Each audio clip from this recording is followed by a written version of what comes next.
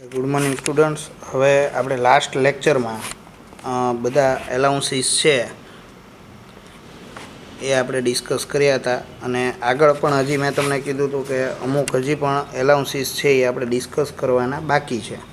બરાબર, તો અત્યાર સુધી જે એલાઉન્સીસ હતા એ બધા ટેક્સેબલ હતા. બરાબર, પણ હવે એવા આપણે એલાઉન્સીસ છે જે જોઈએ તો અમુક લિમિટની અંદર એક્ઝામ છે. બરાબર, એનો ક્રાઇટેરિયા કેવો છે? અમુક લિમિટની અંદર તમને એક્ઝમ્પશન છે એ આપવામાં આવેલું છે. તો આપણી આગળ ફર્સ્ટ ઓફ ઓલ જે પણ આપણી પાસે એલાઉન્સ છે એ છે ચિલ્ડ્રન એજ્યુકેશન એલાઉન્સ. એટલે કે આપણા એમ્પ્લોયીના જે પણ બાળકો છે એ ભણતા હોય તો એ એમના માટે પર્ટિક્યુલર એજ્યુકેશન એલાઉન્સ છે એ આપવામાં આવતું હોય. તો એમાં એક્ઝમ્પશનનો ક્રાઇટેરિયા શું? તો કે આ તમારે યાદ રાખવું પડશે. જો અત્યાર સુધી એવું હતું કે ડિયરનેસ એલાઉન્સ છે તો એ પૂરેપૂરું ટેક્સેબલ. બરાબર, આની સિવાયના બીજા જે પણ એલાઉન્સીસ હતા આપણે ડિસ્કસ કર્યા એ કોઈક જગ્યાએ અમુક લિમિટની અંદર કોઈક જગ્યાએ ટેક્સ ફ્રી હતા, બાકી મોટા ભાગે બધા કેવા હતા? ટેક્સેબલ જ હતા. બરાબર, આની છતાંય તમારી આગળ પીડીએફ છે એમાં તમે વધારે રીડ કરીને માહિતી મેળવી શકો. હું તો તમને અહીંથી જે પણ છે એ બધું કહેવાનો જ છું. બરાબર, પણ છતાંય કોઈ વસ્તુ તમને એવી લાગતી હોય તો તમારી આગળ એટલે જ મટીરિયલ અવેલેબલ કરાવેલું છે. એટલે ચિલ્ડ્રન એજ્યુકેશન એલાઉન્સમાં ક્રાઇટેરિયા શું? તો કે મેક્સિમમ 2 બાળકો સુધી, એટલે કે એમ્પ્લોયીના 2 બાળકો હોય તો ₹100 પર ચાઇલ્ડ પર મંથ. એટલે કે પર્ટિક્યુલર તમારું 1 ચાઇલ્ડ હોય તો એના ₹100 છે એ તમારે ધ્યાનમાં લેવાના. તો 12 મંથ્સ હોય આપણા પ્રીવિયસ યરમાં તો 1200 પર ચાઇલ્ડ તમને માઇનસ મળે. આવું તમને 2 બાળકો સુધી મળે. એટલે કે 1200 એટલે કે 1200 મલ્ટીપ્લાય બાય 2 કરો તો અહીંયા મેક્સિમમ તમને કેટલું મળી શકે એક્ઝમ્પશન? ₹2400. ઓકે, આ રીતે તમે યાદ રાખી શકો કે ભાઈ ₹100 પર ચાઇલ્ડ હોય તો 2 ચાઇલ્ડ હોય તો કેટલા થાય? ₹200. અને 200 મલ્ટીપ્લાય બાય તમે 12 કરો એટલે કેટલા થઈ જાય? 2400. પછી એ જ રીતે બાળકો છે એ ભણતા હોય ત્યાં સુધી બરાબર, તમે એને હોસ્ટેલમાં મૂક્યા હોય તો પર ચાઇલ્ડ તમને ₹300 પર મંથ છે માઇનસ કરવા મળશે. અને અહીંયા પણ લિમિટેશનનો ક્રાઇટેરિયા કયો છે? તો કે મેક્સિમમ 2 ચિલ્ડ્રન. એટલે કે 1 ચાઇલ્ડના 300 હોય તો 2 ચાઇલ્ડ હોય એના કેટલા થાય? તો કે 600. ઓકે, તો અહીંયા આગળ 7200 તમને મેક્સિમમ છે એ એક્ઝમ્પશન મળી શકે. બરાબર, કારણ કે આપણે 600 ગણીએ તોય તે 7200 તમારા થશે. પછી તો કે પછી એક આવે છે tribal area and scheduled area allowance. જો શું છે? Tribal area and scheduled area allowance. બરોબર, તો આ ટ્રાઇબલ એરિયા અને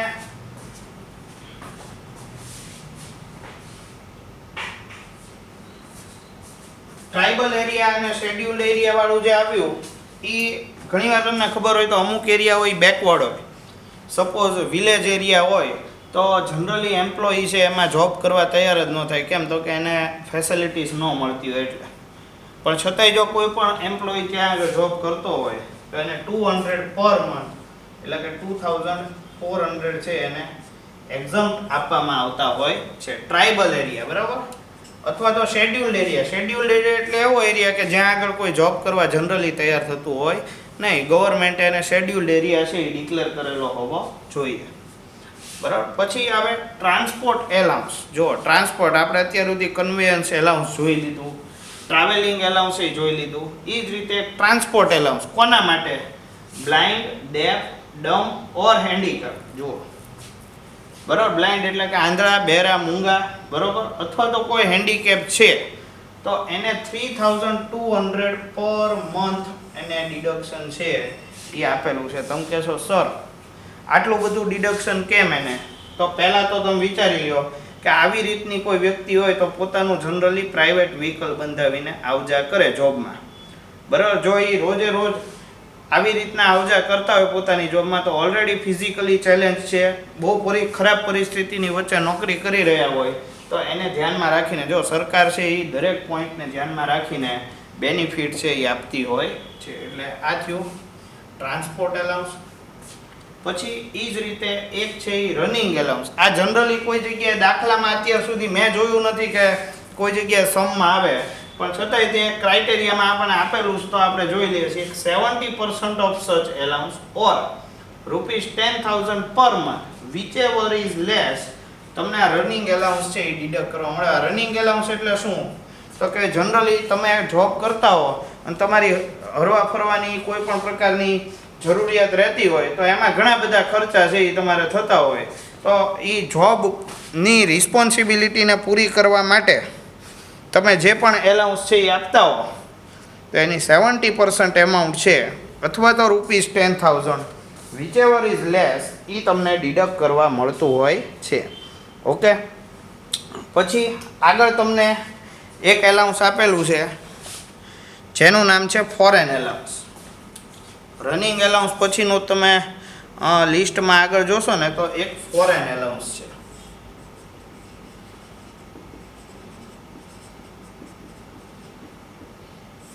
આ ફોરેન એલાઉન્સ એટલે શું? તો કે આપણી જે ઇન્ડિયન ગવર્મેન્ટ છે એ પોતાના સિટીઝન્સને જોબ કરવા માટે બહાર મોકલતા હોય. હું તમને કહું, સપોઝ આપણો કન્ટ્રી છે તો આપણા કન્ટ્રીની ઓફિસીસ બીજા કન્ટ્રીમાં હોય. સપોઝ હું તમને કહું કે અમેરિકા છે, પાકિસ્તાન છે, ચાઇના છે, ભલે આપણી સાથે સારા ખરાબ રિલેશન જે પણ હોય, પણ દરેક જગ્યાએ આપણી ઇન્ડિયન ગવર્મેન્ટની એક ઓફિસ હોય જેને એમ્બસી કહેવાય. તમે ઘણીવાર મૂવીઝમાં જોયું હશે.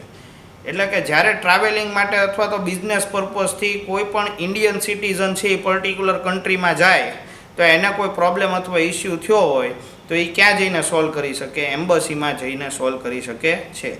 અને તમને કદાચ કહી દઉં, ન ખબર હોય તો IFS નામની એક્ઝામ આવે. જેમ IAS આવે છે ને એ જ રીતના IFS કરીને એક્ઝામ આવે. જો એ તમે ક્લિયર કરો તો તમે પણ એમાં એમ્બેસેડર છે એ બની શકતા હો છો. એટલે કે તમને ફોરેન કન્ટ્રીઝમાં ઇન્ડિયાનું રિપ્રેઝન્ટેશન કરવા માટે મોકલવામાં આવી શકે છે. બરાબર. તો એ પ્રકારની તમારી કોઈ જોબ હોય તો એ તમારું થયું ફોરેન એલાઉન્સ.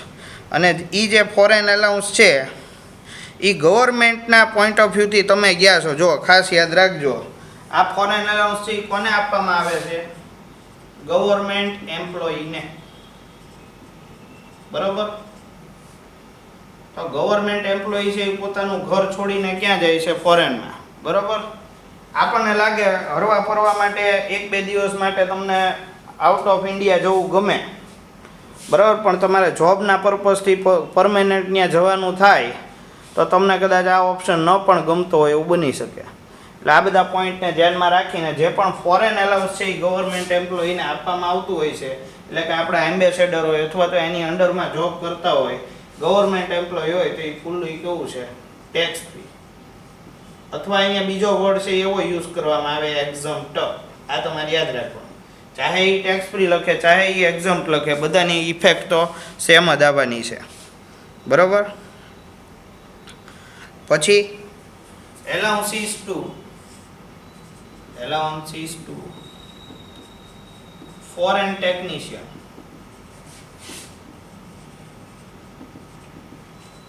હવે આપણો કન્ટ્રી છે એ ટેકનોલોજીમાં ભલે અત્યારે થોડો ઘણો આગળ વધ્યો, ભૂતકાળમાં એવું હતું કે ઇન્ડિયા પાસે ટેકનોલોજીનો અભાવ હતો. હંમેશા બહારથી ટેકનિશિયનોને બોલાવીને મદદ લેવી પડતી હતી. બરાબર. તો આવું ટેકનિશિયન કોઈ ફોરેનના આવ્યા હોય ને એને તમે એલાઉન્સ આપ્યું હોય તો એ ફૂલ્લી ટેક્સેબલ છે. જોયું? આપણા જે ઇન્ડિયન હતા અને ઇન્ડિયન લોકો ફોરેનમાં ગયા તો એ કેવું થઈ ગયું? ટેક્સ ફ્રી અને એક્ઝમ્પ્ટ થઈ ગયું. પણ ફોરેનનો વ્યક્તિ ઇન્ડિયામાં આવીને કામ કરે તો એ કેવું થઈ ગયું? ટેક્સેબલ. જો અહીંયા શું લખ્યું? Allowance to foreign technician. હું તમને એક્ઝામ્પલ આપું કે કમ્પ્યુટરમાં અત્યારે આપણે થોડા ઘણા એક્સપર્ટ થયા ઇન 1991 અથવા તો 90 વિચારો તો કે જ્યારે કમ્પ્યુટર્સ છે એ આપણને હશે પણ ખૂબ કોસ્ટલી હશે અને ગવર્મેન્ટે પોતાના પર્પઝ માટે લીધા હોય એવું બને સ્ટાર્ટિંગમાં. તો એવા સમયમાં એનું રિપેરિંગ કરવા માટે તમને ઇન્ડિયામાંથી કોણ મળે? એટલે બહુ નોલેજ ખૂબ ઓછું હતું એ બાબતે. તો એના માટે સપોઝ તમે ટેકનિશિયન બોલાવ્યા હોય રિપેર કરવા માટે ફોરેનથી, બરાબર, તો એને તમે કોઈ પણ પ્રકારનું એલાઉન્સ પે કર્યું હોય ટેક્સેબલ થઈ જાય. આ સિવાય બીજું હું તમને કહું કે આપણા ઘણા બધા ડિફેન્સ ઇક્વિપમેન્ટ જે આર્મી યુઝ કરે છે એ ઇક્વિપમેન્ટ પણ નહીં બગડતા હોય. જેમ આપણું વ્હીકલ બગડી શકે તો એવી રીતે આર્મીના ફાઇટર જેટ હોય, આર્મીના જે ડિફેન્સ ઇક્વિપમેન્ટ છે એમાં ટેકનિકલ પ્રોબ્લેમ નહીં થતા હોય, થતા હશે. ફોરેન ટેકનિશિયન બોલાવવો પડતો હોય. હજી આજને દિવસે તે આપણે ફ્રાન્સમાંથી રફાલ છે એ ઇમ્પોર્ટ કર્યા. હવે સપોઝ એ કદાચ એ પ્લેનમાં કોઈ ટેકનિકલ ઇસ્યુ આવે તો એનું ટેકનિકલ નોલેજ આપણી આગળ કેટલું. તો આપણે 100% ફ્રાન્સથી જે કંપની પાસેથી આપણે પરચેસ કર્યું એ કંપનીને કહેવું પડે કે ભાઈ આમાં પ્રોબ્લેમ ઇસ્યુ થયો છે તો તમારે ટેકનિશિયનને મોકલો રિપેર કરવાવાળાને, બરાબર. તો આવી પરિસ્થિતિમાં કોઈ પણ પ્રકારનું તમે એલાઉન્સ આપેલું છે ફૂલ્લી ટેક્સેબલ છે. આ તો ખાલી તમને એક એક્ઝામ્પલ આપ્યું, આવી ઘણી બધી સિચ્યુએશન હોઈ શકે. આ તો મેં શું કર્યું, તમને નાના એવા 1-2 એક્ઝામ્પલ આપી દીધા કે જેથી તમને ખ્યાલ આવે એમ, બરાબર. પછી allowances to other foreign citizens. Allowances to other foreign citizens, બરાબર. જો આમાં કોઈ પણ જાતનું કોઈ પણ ફોરેન સિટીઝન હોય એટલે કે ઘણીવાર એવું બને કે ફોરેન સિટીઝનમાં આમાં બુકમાં એવું કીધેલું છે કે કોઈ ડિપ્લોમેટિક પર્સનલ છે અથવા તો ટ્રેડ કમિશનર છે અથવા તો સ્ટાફ ઓફ ફોરેન મિશન છે. હવે આ કોઈ પણ જો આ પોલિટિકલ રિક્વાયરમેન્ટથી આવતું હોય કોઈ તો પાછું એને ટેક્સ ફ્રી કરેલું છે. જોજો ખાસ. આ ડિપ્લોમેટ છે અથવા એવા કોઈ પણ ફોરેનથી કોઈ વ્યક્તિ આવેલા છે, તો ડિપ્લોમેટને આ બધા પોલિટિશિયન્સ છે એ આપણે ત્યાં આવતા હોય અથવા તો એના કોઈ એમ્પ્લોયી અથવા એને રિપ્રેઝેન્ટ કરવા માટે કોઈ વ્યક્તિ આવતી હોય ને એને કાંઈ પણ એમાઉન્ટ ચૂકવી હોય તો આપણે ટેક્સ ફ્રી કરેલી. તમે કહેશો સર ટેકનિશિયન છે એને ટેક્સેબલ કર્યા અને આવી રીતે કોઈ પણ પોલિટિકલ આપણે એમ કહીએ કે બેકગ્રાઉન્ડથી વ્યક્તિ આવેલી છે, બરાબર, ડિપ્લોમેટ છે અથવા તો કાઉન્સેલર છે, ટ્રેડ કમિશનર છે, તો આ બધા આમ ઇનડાયરેક્ટલી તમે જોવા જાઓ તો પોલિટિક્સ સાથે જોડાયેલા છે, એને ટેક્સ ફ્રી કરી દીધા. કેમ? એ એટલા માટે કે જ્યારે આપણા લોકો છે એ પર્ટિક્યુલર એ કન્ટ્રીમાં જતા હોય ને ત્યારે સામેવાળા કન્ટ્રીઝ છે એણે પણ શું કર્યું હોય, એણે પણ ટેક્સ ફ્રી કર્યા હોય. હવે આપણા એમ્પ્લોયી અથવા આપણા કોઈ પણ આ પ્રકારના એમ્બેસેડર કે કોઈ પણ વ્યક્તિ છે એ જતા હોય ત્યાં આગળ અથવા તો કોઈ પણ ડિપ્લોમેટ બનીને ત્યાં આગળ જતા હોય ને ત્યાં આગળ કોઈ ટેક્સ લેવામાં ન આવતો હોય તો એક તરફે તો ન હોય. જો એ ટેક્સ ફ્રી કરી શકતા હોય તો આપણે પણ શું કરવું પડે, એક ગુડવિલ જેસ્ચર અને ટેક્સ ફ્રી કરેલું છે. પછી આગળ વધીએ તો allowances to court and supreme court જજીસ.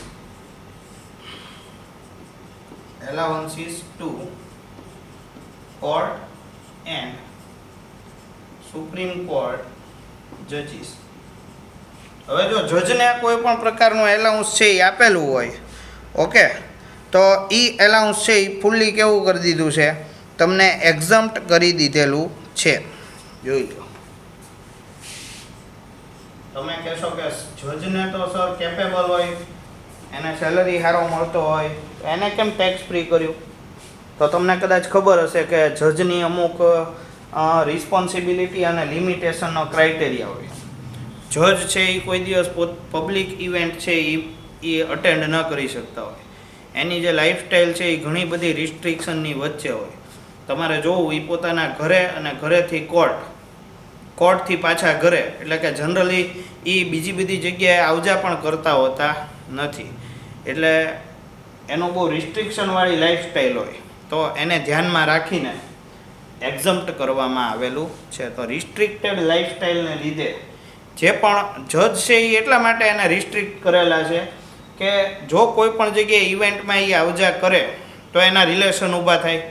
Relation ઊભા થાય તો ઘણીવાર એવું બને કે એણે જ્યારે જજમેન્ટ આપવાનું આવે ત્યારે સામેવાળો આરોપી હોય બની શકે કે એના રિલેશનમાં હોય, એની સાથે સારા સંબંધો ધરાવતો હોય તો પ્રોપર જજમેન્ટ ન આપી શકે.